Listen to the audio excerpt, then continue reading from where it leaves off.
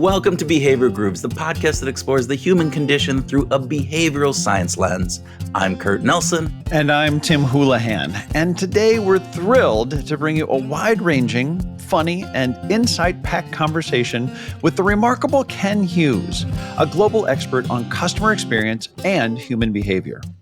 Yeah, and Ken is more than just a thought leader in CX. He's a captivating storyteller, a deep thinker, and basically he talks about three really important topics. 1, human connection.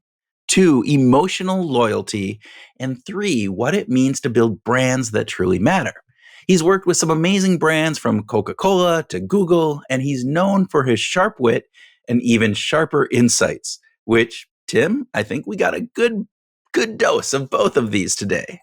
Totally agree on that. In our conversation, we explored how brands need to embrace the shift from transactional loyalty to emotional loyalty, how vulnerability builds brand intimacy, and why most companies just completely understand what creativity needs to flourish. Ken challenges us to rethink efficiency as a goal, because sometimes getting lost is exactly where we need to be to find a new future. Yeah, we get lost a lot, Tim. So all the time. We must be in there. He also shared this, Tim, how painting his toenails and drinking his own urine. Oh, what? Yep, what? That happened. Transformed his understanding of creativity and Really? risk-taking. Yeah, but he really... So that's called a cliffhanger, Tim. Oh, okay. So we're capturing people's imagination. They're going to go, ooh, I got to find out what happened. Why would he do that? All right. We're not going to tell them in the introduction. They have to listen to the entire episode. Whether you're a leader strategizing about how to foster innovation, I'm sorry, but after the urine drinking thing, that whole idea of being a leader fostering strategy. Okay. Or if you're just someone who wants to bring more mischief into your life. That works. That works with you. This conversation's for you. Yeah. Yeah. So sit back and relax with a perfectly steep cup of Barry's tea. You thought I was going to say urine, didn't you? You thought I was going to say that. Barry's tea. That is if you're in the south of Ireland and you know you've got to do it just right. Yeah, just right. Okay, and enjoy our conversation with the one and only Ken Hughes.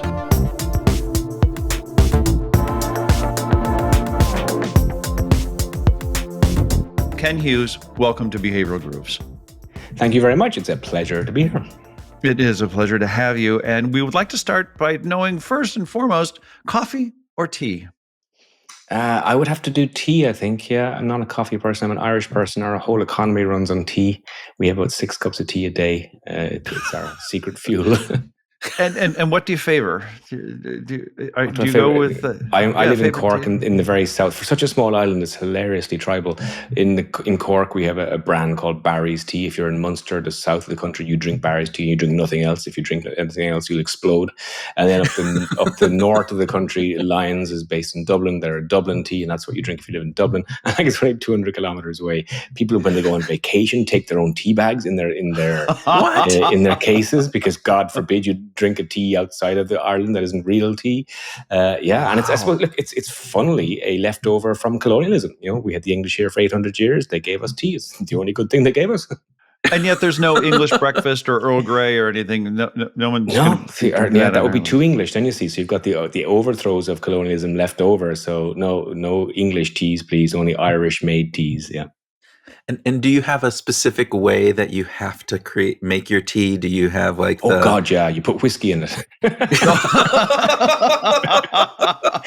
I wasn't really going there, but okay, that's fine. When you think about the Irish, people come to Ireland for a vacation and they always say, oh my God, it was lovely. The people were so lovely and it was so green. Yeah, why do you think it's so green? It rains here all the time. And so we invented whiskey as a way to cope with the weather. Yes, so that's why people, oh my God, the Irish people, they're really friendly. Yeah, we're all really friendly after our first cup of tea in the morning. Yeah. All right. Well, we could probably go down that rabbit hole for a long time, but let's get to the second speed round question. All right. You mentioned as we were talking beforehand that you're based out of Cork, but you kind of are on a plane most of the time. So if you didn't have to travel for work, would you rather travel on a fixed itinerary or no itinerary at all? Oh, definitely no itinerary at all. One of the happiest vacations a few years ago, I was doing a gig in Sydney, and a gig got cancelled, and I ended up staying for 2 or 3 weeks extra between the next gig out that side of the world. And so I had suddenly this free time, and I just took my shoes off, got on a ferry, went to Fiji, and spent 12 days just bopping from island to island, no agenda. Wherever the next person I met on the beach was going, I went. And just that freedom away from schedule, away from knowing what you were going to do any given day, where you were going to end up, was actually it's something I need to lean into again. So definitely, as a person who makes his way around the world with a tour manager, and I'm told where I'm to be, when I'm to be. I get picked up by cars, technical rehearsal. It's all so structured. I definitely yearn for a bit of chaos. I love that. I love that idea. Yeah. That's a wonderful thing to yearn for, I have to admit. Okay, third speed round question. Yes or no? Is digital convenience now considered more important than brand loyalty for most consumers? Ooh, I don't think brand loyalty even exists anymore. That's the really scary thing. Digital convenience, certainly first. I want it now, one click, one swipe. I want it instantly. The brand that delivers that to me first gets my business. And loyalty becomes, we'll talk about emotional loyalty a lot in this podcast today, I think, relationship. So the short answer to the question is convenience first. All right. Yeah, we will talk about that more. Yes, absolutely. And the last question here in our speed round, which is never speedy, is Blue Dot consumer meaningfully different from the traditional bricks and mortar consumer of the past? Oh, 100%. So the Blue Dot consumer is a metaphor that I took from these things. Remember these are the old traditional paper maps. Yeah. And what? To use, I know I have them now. So many divorces were caused by these. And so this was like the old way of working. So you had to know where you are. You had to know where you were going. You then had to plan the route between those points. So you did all the work, and you grew up, what you understood was that you grew up in a huge, big world, and you're a small, inconsequential part of it, and you do all the work. And that was the old way. And the new way, which is, of course, that Blue Dot consumer, that little blue dot that sits in your phone, is the world. You are the world. You're not navigating your way through anything. The frame of reference continuously changes around you. You stay perfectly in the center. And that revolutionized customer centricity, customer experience, marketing, branding, retail, everything. Because at this point, the consumer isn't some end point of a customer journey like the terminus. They are the fulcrum. And that really is a fundamental metaphorical flick in terms of how we do business. It's a massive metaphorical flip, Ken, and let's take just a minute to dig into that, because we have a generation. I mean, right now in our world, we still have people who grew up with maps, basically, and not with GPS. Now, I think virtually every human being is happy to use GPS. But we also have generations now who have never seen a map. I think you've called attention to this, that they just don't even know what that paper map even looks like, or what would it be for. I had the experience of going to a hotel in a city that I didn't know, and asking a concierge for a map. And he said, well, do you have a phone? And I said, I do. And he said, do you have there's a map on the phone, and it can help you get to wherever you want to go. And I said, part of the problem is I don't know where I want to go, and I'm hoping that a map might help me there. Yeah. And a paper map. What's interesting, and let's just stick with maps for now. When you use the old paper map, you often got lost, because even though you had the map, the scale might have been wrong. And certainly my son, who's 18, is learning to drive at the moment. And I was trying to explain this to him, and it is quite comical. Let's do a physical representation. I'm trying to drive a car. Well, it was such a ridiculous notion. But you got lost along the way. And getting lost, I think, just to lean in a little bit to innovation and creativity, is always, not always, but is usually a good thing.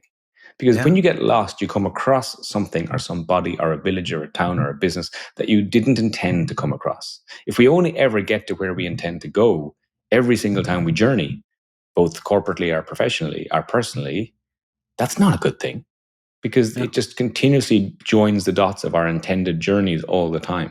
I think one of the issues with GPS and Google Maps now is that that's what happens. You just get exposed to your intended destination, you get exposed to your intended businesses, And even when you search for a restaurant, it'll show you the Indian restaurant on the street near you. And so you tend to gravitate to what you've always done. I like Indian. Okay, where's the Indian restaurant? Oh, there's one. I'll go to that. As opposed to the old way of wandering down the street that you didn't even know you were probably on the wrong street anyway. And then you thought, well, look, I'm starving. Let's go in here. What is it? Korean. I've never eaten Korean. I don't know. Come on. And off went the adventure. And so I think in terms of creativity in the corporate world or even in your own personal life, unless you're stepping outside of your norms, you're not putting anything new into the funnel. And it was one of the real watchouts for sheltering at home and the lockdowns. Everyone from nearly 12 to 18 months spent their entire work day and their entire personal day in the same environment. The environments weren't shifting. And while working from home is great because you don't have to do the whole crazy commute, it took away all the stimulus, all those additional micro conversations you might have somewhere, all the things that you might see in an average day and think, oh, maybe. Or suddenly you were just exposed to your own echo chamber of people you already know, the people you talk to, your environments. And I think that's quite a dangerous thing. To dig into this metaphor a little bit more, there's an aspect of this where the GPS is very efficient, right? It will route the fastest way from point A to point B for you and make sure that you have 200 meters ahead is where you turn and different things. So you never even miss your turn off like you do.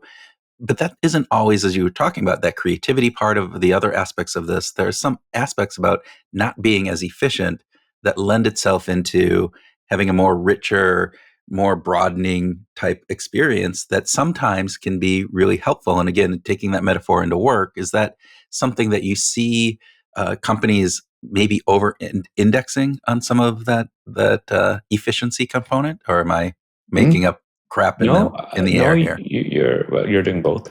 I think. I like you, Ken. There you go.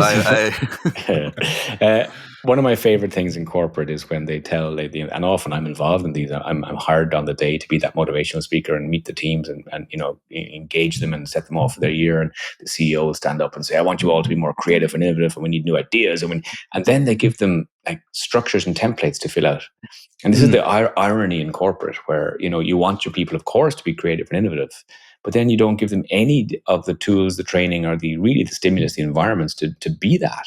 And so, like, the deadlines we set for people takes away space, for instance. And so I'm often asked, where do you come up with your ideas? And the answer is always space. It's in sitting in airports, it's on trains, it's in planes, it's in forest walks. As you're distilling the thoughts that you've had in the last week, that you come up with an idea. But you never come up with that idea if your back's against the wall continuously from a deadline point of view. And the same thing to do with the environments we build. They put a pool table in the canteen and they think, oh yeah, we're a really super cool creative company. That's not going to change anything. My favorite, the bean bags in the meeting rooms, like as if someone's going to come in and sit in a bean bag and think, oh my God, I've had a genius idea that I wouldn't have had on a chair. And so, it's lipstick on the gorilla stuff. And I think if corporate are genuine about having a core of creativity at the hub of everything we do, we need to look at the way people work. And I'm not talking about working from home in terms of the structures of work in general, the talent recruitment strategies that we take. Because one of the problems with one of my favorite things to do with large audiences, maybe, once it goes over 1,000, maybe 1,000, 2,000, 3,000, is to have a show of hands in the room as to who here plays an instrument on a regular basis, paints or draws on a regular basis, anything truly creative or would be defined as creative. And about 5% of the room put their hands up. And I always ask people, look around. This is the issue in corporate, because we recruit the same type of mind again and again, the logical, rational mind. We can all sit down and perv out about a good Excel sheet, but actually, understanding the nature of emotional intelligence and creativity. There's a different type of person I think we need in a lot of our organizations. And the diversity argument is really interesting because we use things like gender, race, age as a proxy for diversity, actually. What we're really saying is we'd like different types of minds around the table. That's what diversity actually means, a diverse way of thinking. And so women do think differently. And so that's why it's wrong to not have them represented as much. Younger and older people do think differently. Different cultures think differently. But also neurodiversity is one we ignore hugely in corporate. We tend to not engage our recruit neurodiverse people because they're a nightmare to manage. They don't understand time. All these reasons come out. And that's what they're all true, by the way. But that doesn't mean that they're not a wealth of information when you look at how they think.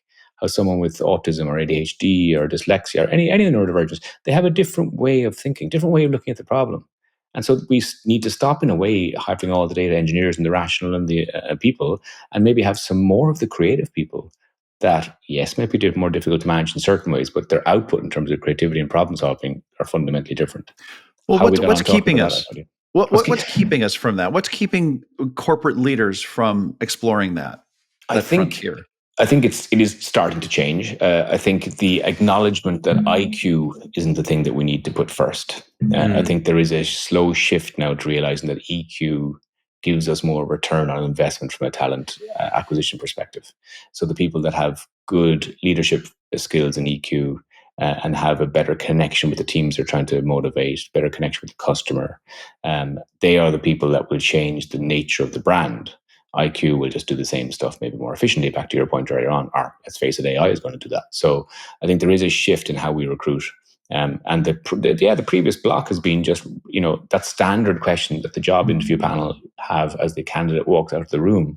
They all turn to each other and they say, do you think Jane will fit in here into the corporate culture?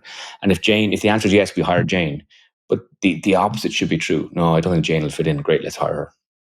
Because if we keep hiring people that will fit in, we're hiring the exact same cookie cutter person again and again and again. And then we're surprised that we don't have new ideas or new ways of doing business. Why are we surprised? We just keep cloning our staff every 5 or 10 years. And so 95% of the people don't raise their hand when they're asked if they play an instrument or do art or something like that. They don't, and actually often, and I do have a go at them later on again, I challenge their own answer, because obviously everyone's creative. My definition of creativity is to create something from the nothing. So if you're in the shower and you start singing, you have created a noise from the nothingness. If you draw one line on a piece of paper, you've created a line that didn't exist 2 seconds ago. And so to create something from nothing is my definition. And everyone does that every single moment. So we were taught quite young, usually around 7 or 8, where some kids in the class were getting a gold star on the art and some weren't. That you maybe weren't as creative as you thought. Like if you look at a 5-year-old, there's a wonderful experiment I do in my talks where I tell people to get ready for an exercise. They all get a blank page and a pencil and they write their name on the top. It's all very exciting. And then I say, swap.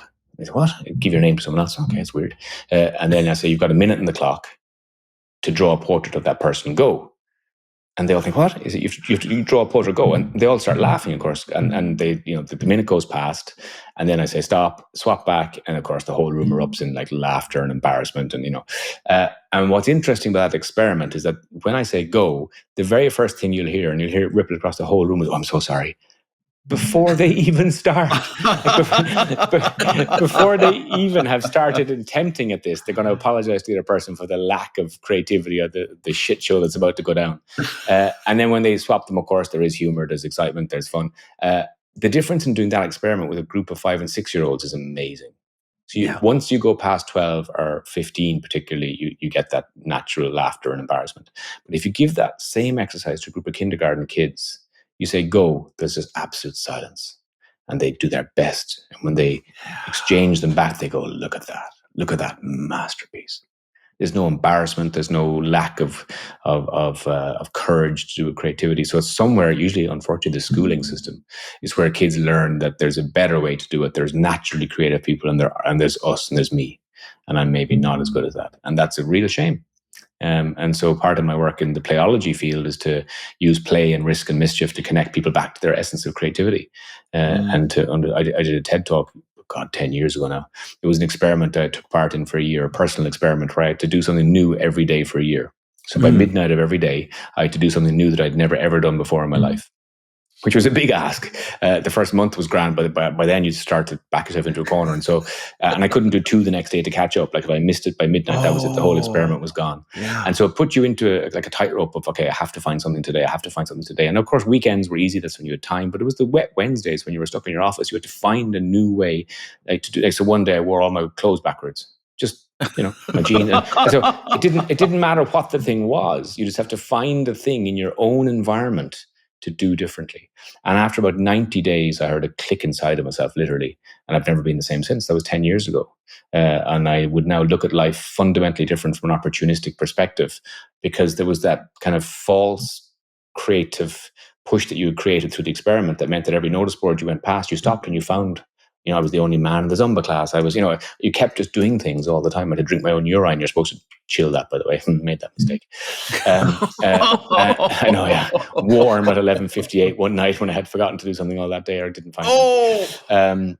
And so the curiosity and the creativity that came from that experiment, and again, it's a whole TED talk, it's a whole corporate talk I do now with people, led me to believe that the habit and routine are the enemy of creativity and innovation. Doing the same thing with the same people in the same environments, you will never ever reach your full potential. It's only, and again, going back to my earlier question to your speed answer, into the chaos we step, because it's in the chaos, like the laws of physics, the vacuum would be filled. So we have to create the vacuums for them to be filled. And so habit and routine don't let us create any vacuums. We keep doing the same thing again and again and again. Whereas if you let the vacuum exist and you step into the new, it takes courage and vulnerability, which are, of course, the same thing. But once you step into that space, something's going to happen. And some of the things I did, I'd never do again. Of course, again, I learned, don't like that. Don't like getting my ass waxed. It's not fun. Whereas some of the things I did, I started to do regularly, like rock climbing, and you think, oh, I'll try this, I'll try that. And so I think in the corporate world, in our professional lives, we need to step away from habit and routine and really be curious about what that vacuum could be. And that's different for everybody, of course. Yeah, so it sounds like that you rewired your brain to a certain degree by going through and doing that exercise, kind of like gratitude. Often, the gratitude practice is really, when you look at neurologically, what that does is it actually makes your brain wire to look for pieces of gratitude in your life, as opposed to just letting them slide by. It might be something small that we wouldn't normally see. And now, because I know, I have to write a gratitude, journaling piece tonight, I take notice of that. It sounds very similar in this kind of like, you're looking for things in a more creative way. Would you categorize it that way, or is it something more fundamental even from that? No, it is. I mean, it's definitely the plasticity of the connections and the coding your brain to look for the new opportunity, because ultimately we live in a society today that is very predetermined. Everything's timetabled, and there's very much the blocks of your week in terms of time are already given to you, laid out there, and you click them together like Lego. And really escaping that kind of prison requires conscious effort. And so once you repeatedly do that, it's like going to the gym. You don't get the six pack on the first day. You kind of have to turn up every day. It sucks.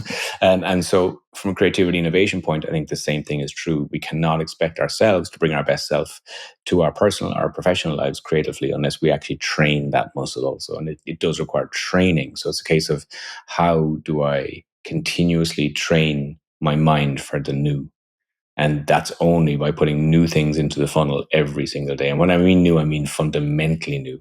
I don't mean like, I haven't had this for a while. No, you have to actually seek out a way of living or a way of doing things or a person. And the simplicity of it was fantastic, because people always say to me, what was the best thing you did? And they want the big ones. They want the naked bungee jumping off the Sydney Bridge, which also happened. Gave myself an accidental saltwater enema. Don't do that one either. But the small things are the things that made a difference. So the one I talk about all the time is my daughter, who was around 7 at the time. She was painting her fingernails. And I looked at her and I thought, wow, how did I get to be this age and have her for 7 years of my life already and not have her paint my nails? That's kind of weird. And it was only because I was doing this experiment, of course, I took off my socks and gave her my feet. She was 7, so she painted each toe a different color. I went to bed that night, woke up the next morning, and of course had completely forgotten, swung my legs out of bed and started laughing because it looked like my toes were like M&Ms. And I thought, that's funny. I put my socks back on, went to work. Again, forgot. So every night when I would take my socks off, I would laugh because they looked ridiculous. And so for 2 weeks, every morning, every night, I laughed. And I remember thinking, oh my God, I've given myself this gift of laughter, this little micro joy moment every morning because I kept forgetting as you would. And I realized something so simple as that has given me so much joy now. And it's something I still do to this day. And I do it every now and then just to watch the reactions in the changing rooms in the gym as well. It's always comical. People think, what the hell? And so, why do women, and this is about stereotypical norms now, why do women get to paint their toenails and have the joy that brings you and straight men don't? Like, what's that about? Right. Why is that norm being created? And anyone listening to this podcast today has the choice tonight to take their daughter, their wives, their lovers, maybe of all three. I don't know. I don't judge you. You take their nail polish and paint your nails, and trust me, see how you feel the next day. And you might think, I feel weird. What if someone sees this? Yeah, and why is that then? Why do you feel? And so challenging norms, challenging behavioral norms in society, in professional life, in corporate, in your personal life. I think this is the nature of humanity, actually. This is the nature of what it is to be human. Let's talk about emotions in when it comes to the consumer experience and the customer experience. Behavioral scientists have revealed in the last 40 years that emotions drive a lot of our decisions. They drive a lot of our behaviors, of course. What's the importance, the critical importance of emotion and feelings when it comes to the consumer experience, Ken? Yeah, I mean, this is my field ultimately. So I'm a customer experience strategist, and I would work with brands all over the world, NFL and Coca-Cola and Starbucks and Google and TikTok and, huge brands, all to do with connection. So every brand in the world is trying to connect with their customer. That's all the business is. The product, the service is just a conduit for that connection. And so the nature of connection, of course, always changes over time. But for humans, and Bernays, who was Sigmund Freud's nephew, he traveled to the States with all his uncle's work in his head, thinking he was kind of the founder of the PR and the marketing discipline. The idea that let's stop selling people functional stuff, and let's lead into the emotional guilt and the fear and sex appeal and aspirations. That's way stronger to determine purchase. And he was right. And he was right. Of course, he was right. Today, because of digital, we kind of seem to have left that behind in a way. And people think it's all about, to your point earlier, about digital convenience, one click and one swipe and make it easy. And that's what people want. And it is what they want. But as we head deeper into the digital society that we are heading into with AI, powered by quantum computing, which no one's talking about, because that's going to be a fascinating space, and then layer on humanoid robotics onto it, any customer experience interaction is going to be heavily commoditized. So even the mom and pop store in the corner is going to have access to the kind of technology that only Microsoft would have had 10 years ago. And so every business and brand is going to be able to do hyper-personalized customer experience. Every business is going to be able to do predictive analysis and be able to, predict what your needs might be before you even realize them yourself. Every business is going to be able to pivot data and do magnificent things with it. Every business is going to create amazing ad campaigns. And again, back to mom and pop, even now with generative AI, the local mom and pop bakery can now design an amazing Sora-based video and put it on social media, whereas that was only the life of a big marketing agency a few years ago. And so with that commoditization comes the question about differentiation. Well, how will brands differentiate themselves? And the answer to that is emotional connection. And so the definition most companies have of loyalty is very screwed up. So they think about loyalty as transactional loyalty, really, frequency. So it's kind of buy 9 cups of coffee, get a 10th coffee free. And they call that a loyalty program. That's entrapment. That's what that is. If that was dating, if that was dating, it would be like, does this hanky smell like chloroform to you? Does it? So that's not loyalty. And most businesses mistake that. They think, well, this customer has been a customer of the bank for 20 years. That's probably just because it's convenient. It's close to my home physically as a branch, or it's just I'm too lazy to swap because it's too complicated. And, so emotional loyalty is very different. Emotional loyalty is heart space. Is where the brand owns a part of my soul, my values are intertwined with your values as a brand. I identify with you as a brand, and there's a sense of community and belonging and tribal fandom, and that's the space, and that can only be delivered with emotional loyalty. And so when you think about the words customer experience again, and to go back to dating, because I like that analogy of human relationship dating and brand consumer relationships, because they're no different. A relationship is a relationship, and so we can use all the knowledge we have from relationship theory, people like Esther Perel and Brené Brown and Gabor Mate, and amazing people doing amazing work in relationship theory. And we can use all their work and plug it straight into branding and customer experience. So an experience, for instance, can be good or bad. Mm-hmm. And a bit like a one-night stand, it can be good or bad. And as a one-night stand in dating, you could have multiple one-night stands week after week. And lucky you if that's the case. But eventually it's going to run dry in terms of emotional connection. You're going to end up being kind of a place where you're actually kind of maybe even self-loathing. Because what we crave as humans is intimacy. And so my work in customer experience has brought me to using the word customer intimacy instead. Because customer experience is exactly that. It's an experience, but customer intimacy is fostering some sense of closeness with your customer. And so with closeness comes that emotional engagement. Let me tell you a really simple story. There was a guy called Kerry Drake, lived in San Francisco, just an average guy. And he got that call that maybe you have had before, some of your listeners might have had, or if you haven't, you'll get it someday. His mom was about to pass away, and she lived in Lubbock in Texas, the other side of the country. And he was told, get home tonight, tonight could be the night, get home. So he packed an overnight bag, went on United Airlines, got himself a couple of flights home from San Francisco to Houston, and then a 1 hour connection in Houston to get back to Lubbock in Texas. Races to the airport, is on the first plane, and the pilot comes on to say, look, we're going to be held here for about 45 minutes on the apron. And he immediately realizes that 45 minutes is his connection time and he's going to miss the second connection. And Hollywood kind of feeds us that reality that you should be there at your parents' bedside and it'll be a beautiful moment. And it sometimes is. So he starts crying on the plane, understandably. And the air hostess comes down to give him some napkins because she sees he's upset and kind of gets the story as she's talking to him. And she thinks, oh my God, that sucks. And she goes back and casually mentions it to the pilot, who also thinks, God, that does suck. And so he does something that's quite unusual in aviation. So he radios ahead, gets through to HQ, and gets talking to the pilot of the second plane, the next plane. And between them, they collude off system, outside of United's scheduling and air traffic, to delay the second plane. Now, obviously, anyone who works in aviation understands that planes in the air make money, planes on the ground don't make any money. And so, pilots and crews are based on quick turnarounds and keep the plane going. So it's unusual. But they knew what they were doing was right, as opposed to right for revenue, right for profit. This was right for this passenger. And they made up a little bit of sky time in the first plane.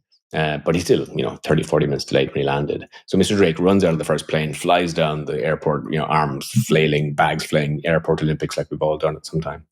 Comes around the corner to the next gate to meet the second pilot standing at the top of the ramp with his arms folded, palm outstretched, saying, Mr. Drake, stop. This plane goes nowhere without you. No need to run, sir. And he gets on board, does make the connection, makes it to the bedside of his dying mum to say his goodbyes, and that's lovely. And so it became a story. It went viral. He's on CNN, all the usual stuff that happens. But who will Mr. Drake fly with for the rest of his life? And that's the question. That's how brand emotive loyalty is built. Even if United don't fly to his destination, I can see the man taking a local flight and cycling the rest of the way on a bike.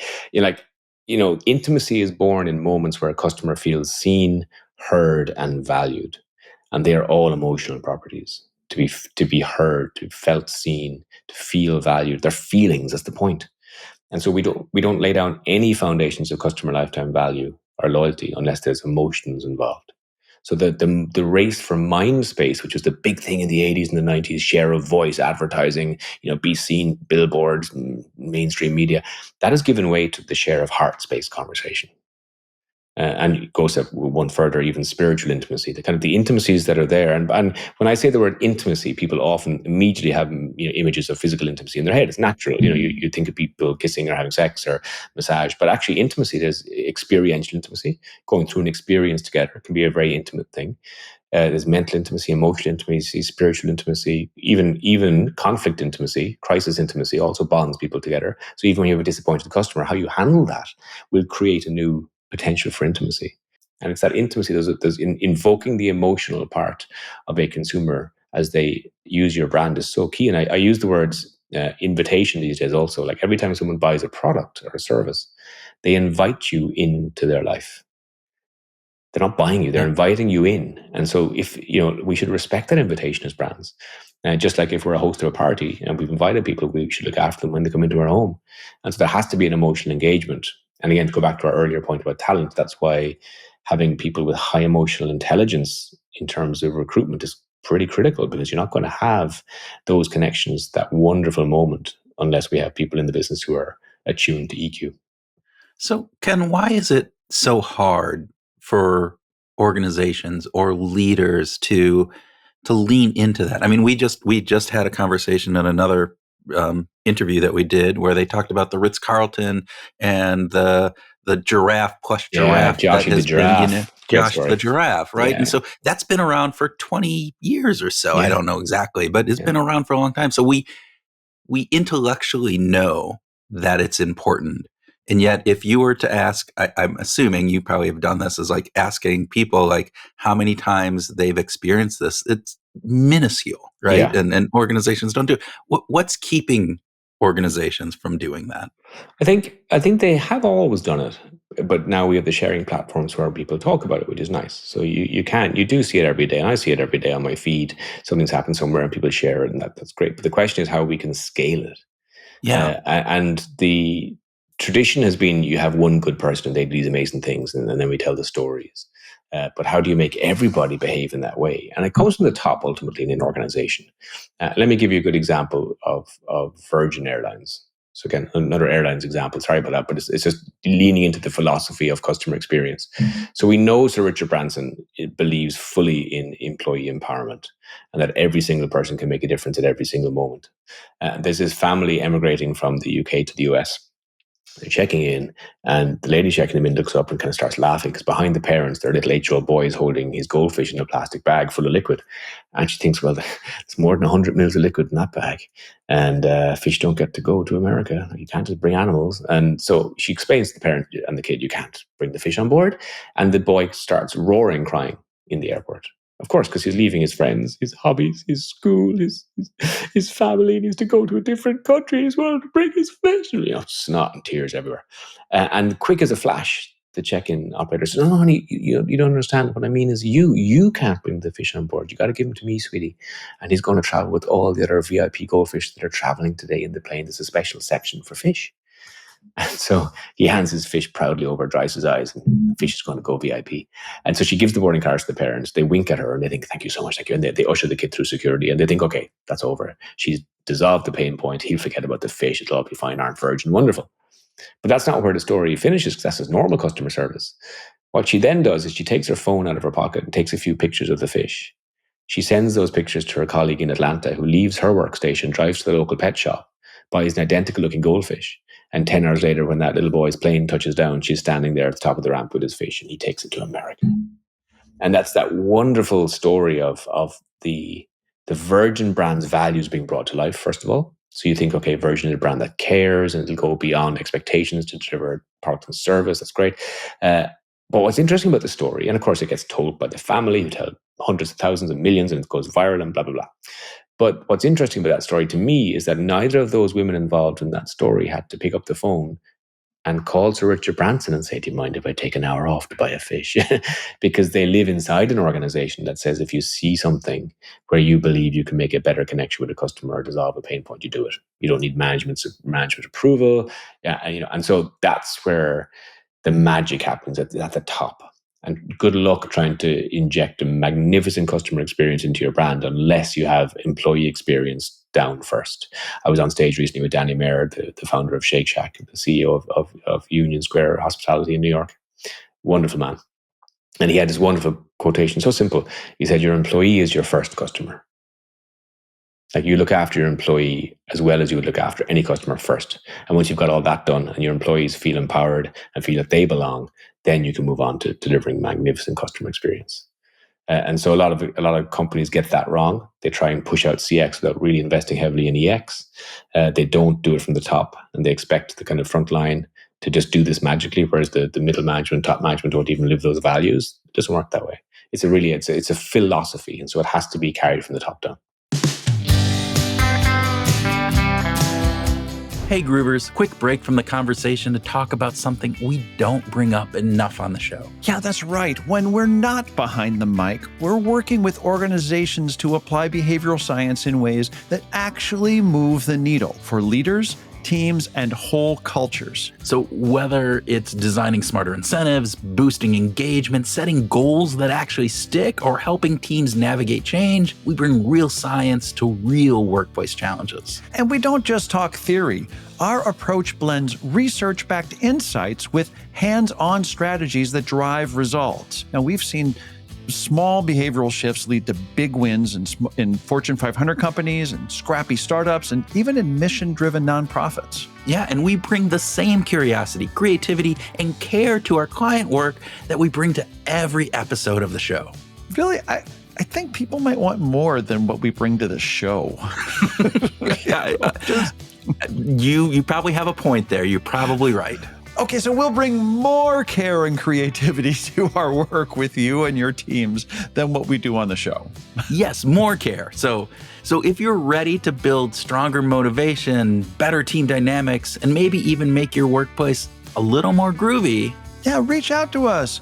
Grab us on LinkedIn or Facebook or just drop us a line. We'd love to help you and your team find your groove. The first story, though, the United story, was the pilots colluding in the background, like that there wasn't a policy around that to make it work. They didn't necessarily have empowerment from the top, but they were willing to take whatever risk there was because they felt like there was, as you said, the right thing to do. How do you think that there are more companies following in the Virgin Airlines kind of story, the Danny Meyer, Shake Shack model? Yeah, I think there are, and I think it's happening because as the millennial manager takes the C-suite positions, each generation has become more emotionally intelligent, in my perspective, in corporate. So if you look at the traditions and the boomers, leadership was all around fear and ego and power. And then as you come down the generations, the intelligence around emotional intelligence and leadership and agile leadership and vulnerability and authenticity, those values have started to become core to leadership. So if you had gone on a leadership course 30 years ago, you would not have heard the word vulnerability or authenticity at any point. No. It was very much with a stick. And today we all know it's very much around people only respect leaders who are authentically themselves, who are willing to show their own vulnerabilities.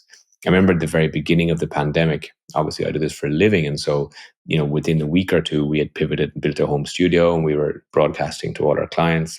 But a lot of the corporate world was kind of 6 months behind because they're not into performance or production.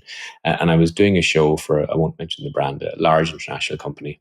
And we were doing a fireside. I did my piece, my 45 minutes, and then we sat down for a fireside chat with the CEO. And obviously, I'm broadcasting from a professionally lit studio, and it all looks lovely. And then we have this fireside chat, and up comes. Do you remember the early days of the pandemic? Oh my God, people were like home bedroom offices, and the CEO of a really, really huge international company was in his attic, like Anne Frank, surrounded by just chaos and really bad lighting, dodgy sound, and just the contrast was hilarious on the screen where you've got like professional versus. And I started laughing in my own mind, thinking, "Oh my God, this is a car crash." We got talking about it because before, obviously we'd done tech rehearsals, so I could see where he was dialing in from. And his people had tried to make him go to a studio to do it, and he had decided. He said, "No." He said, "This is the reality of the lives everyone is living today." And I'm expecting my people to do work in their bedrooms and in their children's bedrooms and in their ensuite toilets. And that's just the reality. And why should I be any different? And he said, I need to show people my own vulnerability here. And it was a genius move because their whole internal piece was about like, these are hard times and we got to get through them together. It would have looked awful if, as everyone else was struggling to be doing it together, their CEO was broadcasting from his yacht, And so, authenticity I think is so important, and I think we are getting to see a lot more of that in leaders. And as Gen Z come into the workplace, that's all they care about. They want that authentic connection, and they interview you for the job today. They'd say like that standard question that we used to ask in interviews. How will you see yourself fitting in? They ask that today. Why should I bring my talents to you? What are your brand values, and how would they resonate with mine? And so they're quite emotionally intelligent. So I think that will definitely change the nature of work and the nature of what we want from work, which is a good thing because no one needs to, and that's where AI steps in because no one needs to sit in the cubicle and just do tappy all day, really, and get fulfilled. So I think AI is going to take all that heavy lifting away. And what we're going to hopefully be left with is the creative parts, the parts where we meet each other and we discuss what it is to be human and how we better connect with customers and what's the magical moments, what are the goldfish moments that we could create ourselves, Yeah. So, Ken, where do you see the future going? I mean, and again, as we think about this, at least, for our listeners who are in the United States, we have kind of crazy components of work and business and various different things. Is this movement going to be kind of stopping? Is it going to continue going on? Where do you see this moving forward 5-10 years from now? I think we go deeper digitally in a negative way for the next 5. So I think AI and quantum and robotics is going to bring us really exciting places, but I think we're going to even become more disconnected as humans potentially because of it. And like everything in cycles, we'll come out the other side of that cycle and realize everything we've lost. So in Spain and Portugal this week, we had those huge power and communications outages all over an entire country. With no phones, no laptops, no TVs. It took about an hour for people to realize what was happening. They all clustered around radios like World War II. And then once they realized what was happening and there was no kind of end potentially, and there was literally nothing to do, no power, no comms, for the first time for most customers, their phone was useless to them, which is a whole new concept to Gen Z and younger millennials. And so the streets just filled with people.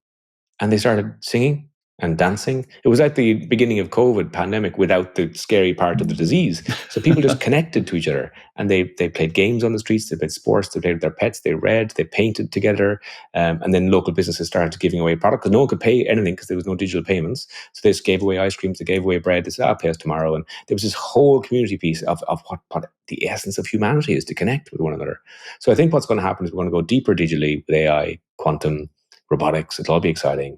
But then out the other side of that comes this fundamental need to connect with one another. And really connection is everything. There was a wonderful pop-up restaurant in Tokyo called the Restaurant of Mistaken Orders, where everybody who's a waiter or waitress has dementia. So they give them purpose. They give them a reason to go to work. And it's proven that obviously, if you give people with dementia purpose, it slows down the onset slightly. And when you think about the concept, like, will you get what you ordered? No. Will you get any food? Will you get any food at all? Possibly not. But that's not the point.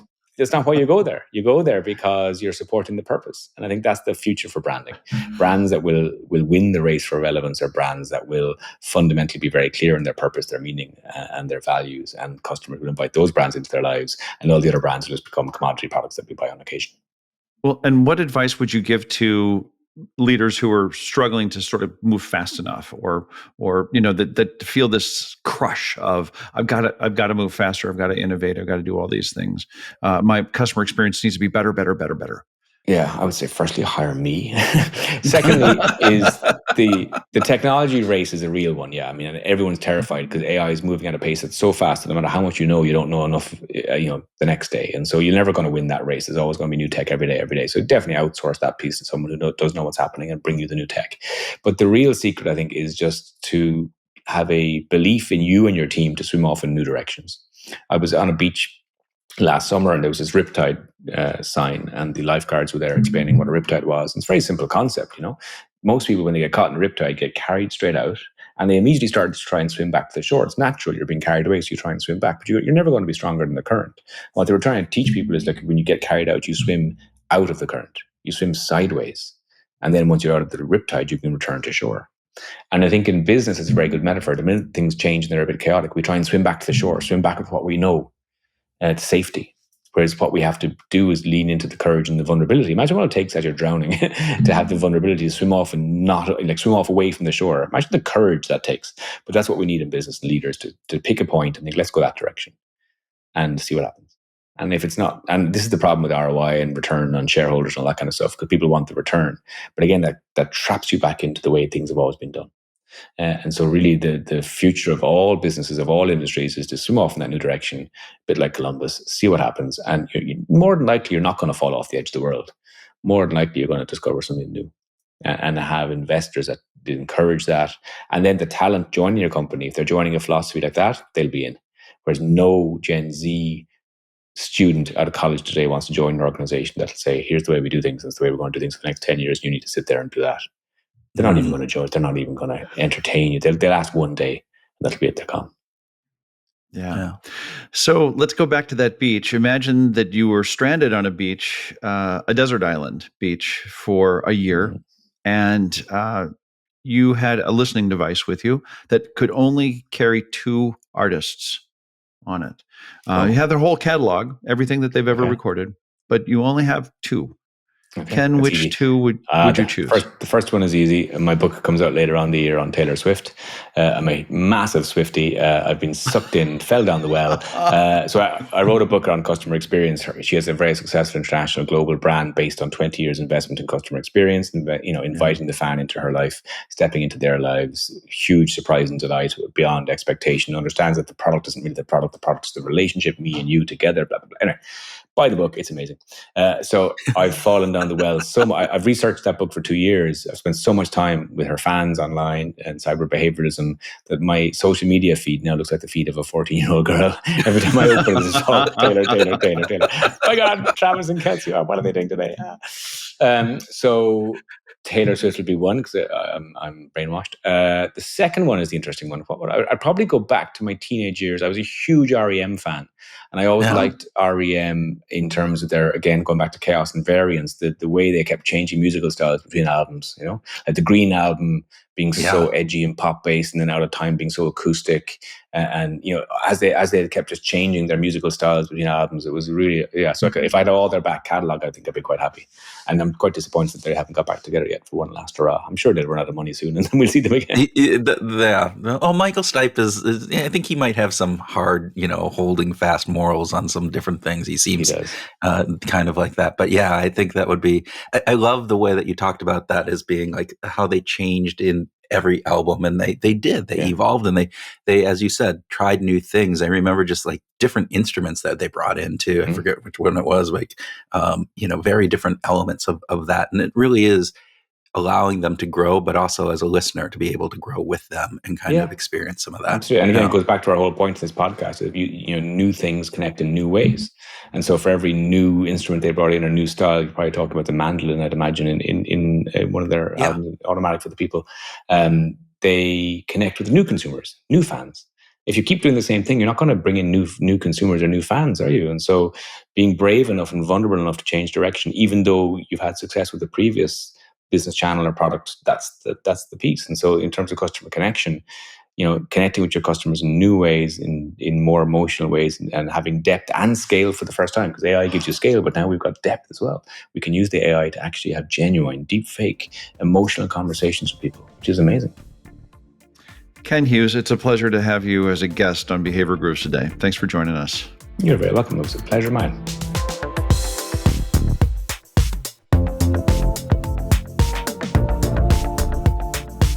Welcome to our grooving session where Tim and I share ideas on what we learned from our discussion with Ken, have a free-flowing conversation, and groove on whatever else comes into our non-urine drinking brains.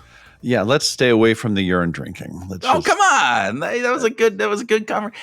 The idea of trying new things, though, Tim. I mean, I think this is it, right? It's that getting out of your comfort zone, making sure that you don't just take others' words for things, that you're looking and like understanding there's a lot of different things that we just limit ourselves because social norms, because of our past upbringing, a number of factors that we don't challenge. That's a really good point, Kurt, that we don't push back on that stuff because it's the social norm. And by the way, social norms work to a large degree because of that, because we kind of we collectively agree on them. But of course, social norms are always changing as well.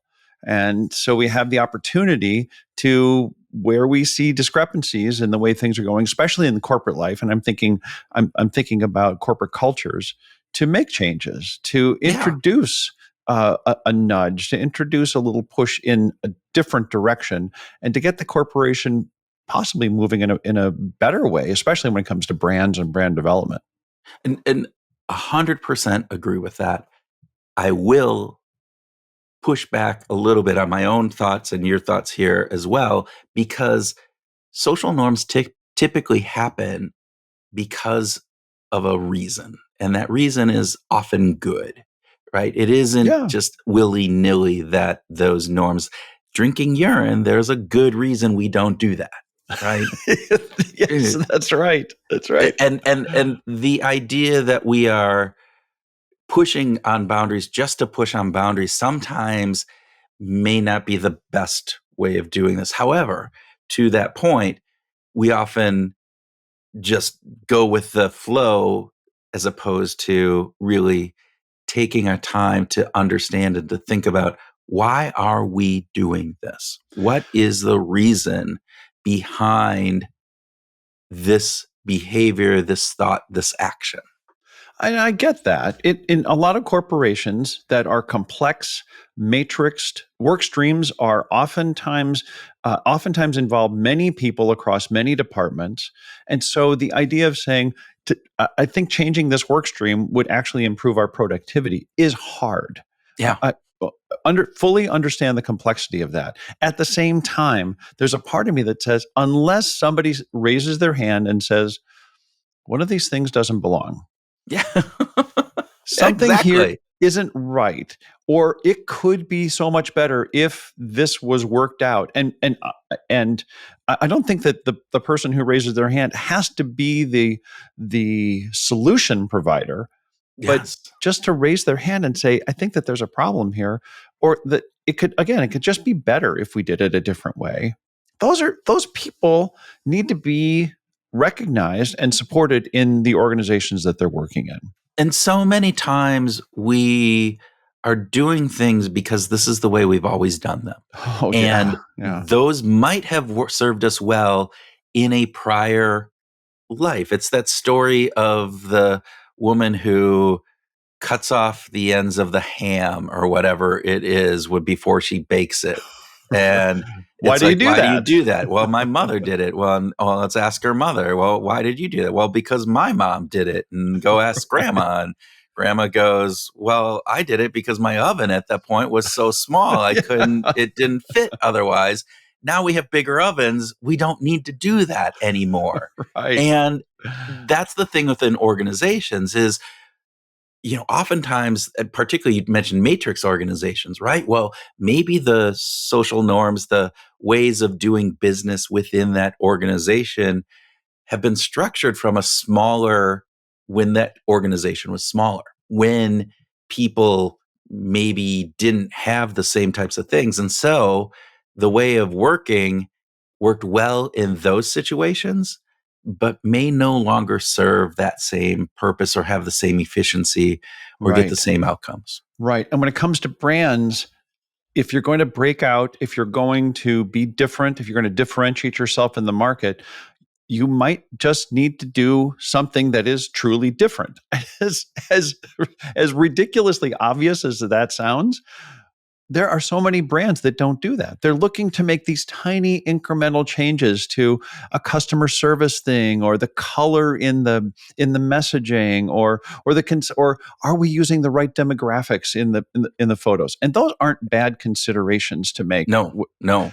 Those are reasonably good things to decide on. And But there it's are things also that we need to do that. We need we to do. constantly look at those little things and make sure that we're getting the 1% improvements. We need to make sure we do those. Yes. But At the same time, we need to get outside of the box, right? Like when Ken used that metaphor of the old school map versus the GPS, and how GPS is very efficient. It is the shortest path between 2 points. It's going to get you from here to there very efficiently, very carefully. And the old school map, first of all, the old school map, you have to figure out, where am I on the map? Where am I? That's an you turn important. it and you're going, and it's like, oh, Am wait. I And here? Am I what's there? that? And you got to look and like, oh, that's the cross street there. Okay. Yeah. I Yeah. think I'm right here. Okay. And then you have to plot your course. Then you have to decide and you get to decide. You get to actually make these conscious decisions of, do I want to take the freeway, or do I want to take the back roads? And which back roads might I want to take? Or if I'm walking, do I want to take a more scenic route, or just the fastest way possible? I get to decide. Well, you get to decide, but you also get this opportunity to just get lost. And that's, Yeah. and Yeah. maybe not a choice that you make to get lost, but you don't have a blue dot showing you where you are all the time. So you make Right. mistakes. We are more Right. likely to make a mistake following an old school map and assume that we're there. Or it doesn't give you turn in 300 feet, turn in 100 feet. You just blow past that exit. And all of a sudden Right. you're 3 miles down the road and you're like, crap, I don't think this is right. But you've experienced something because in that 3 miles, you might have discovered something that you would have never seen before. Or in your trying to get back to the original route, now you have to take some back roads. Those back roads are beautiful. Or there's a new business that you didn't know that was there. Or there is something else that you see or experience that is bringing you some new information, new ways of looking at the world. Now, on the other hand, it could just mean that you're 10 minutes late to the appointment that you're at and That's you screwed it right. up. That's right. Well, I love that John Cleese, the great humorist, said that the greatest killer of creativity is the fear of making the mistake. So exactly what you brought up, like especially in the corporate world, it's like, man, heads are going to roll if we don't get this marketing campaign right, if we don't get this HR communication just right. And sometimes getting lost a little bit and getting a new perspective. I think one of the things that you're addressing here, Kurt, is that when we get lost, we might adopt a new perspective. We might see part of the world that we hadn't seen before that can inform us to actually make better decisions in the future. And I always go back to this in the early 80s, if you people who weren't born at that time or don't remember this, there was this battle when IBM came out with their personal PC, right? Their personal computer. And corporations, by and far, adopted the IBM PC over, at that point, the Apple Macintosh, right? And the Yeah. Apple Macintosh, by and far, at that point, was a better computer. It had more functionality. It was probably easier to use, even to a certain degree. More It powerful. had more power. There Yeah. was a number of reasons why, if you just looked at those two, you would say, oh, we're going with Apple. The thing is IBM had inroads into organizations. All the mainframes were IBM's, and nobody would get fired for trying to bring in the PCs from IBM if they failed, right? So Yeah. this isn't Yep. even about this fear of failure that Cleese talks about. It's this fear of repercussions from failure. And those repercussions that would happen if I brought in Apple computers and they didn't work out is much greater for me if I'm a purchasing agent or the technology guy who's recommending these than the IBM PCs, even though they're not as good. And that, I think, drives a lot of it. It's the fear of the repercussions of that failure. And so organizations that say, we need to fail, that there is a part of our culture that knows that when we fail, we're pushing the limits, we're pushing the boundaries, and that is what we need to do, because Yeah. otherwise we become stagnant. Yeah, I kind of miss the fail fast thing that came up. Maybe it was the early 2000s and And early I think it's, 2000s. even early the aughts, those kind of things. Yeah, yeah, especially in the tech industry of create something to figure out. And I think there's a bunch of crap that is involved in that. I don't want my dentist to fail fast. I want my What? I want my dentist to just do a good job every damn time. Be conservative, stick to the book, do it right. But there are definitely times when it comes to brand development that it's worth stretching to find out really where new brand ideas could be working. And Ken talked about this idea of vulnerability as a way to build intimacy with the brand, and I love that. It sort of acknowledge the fact that the brand isn't perfect. It's okay to set yourself up for, we're not perfect, but we're trying all the time. Right. And I think when we look at some of the behavioral science underpinnings of all this, right? Status quo bias comes in as we're thinking about it. But Yeah. also when we think about this idea that we need to have cognitive diversity, right? Yeah. And that cognitive, we too often hire people who not just look like us, but think like us. And innovation arises when diverse perspectives challenge our mental models, right? Yeah. And efficiency rewards sameness.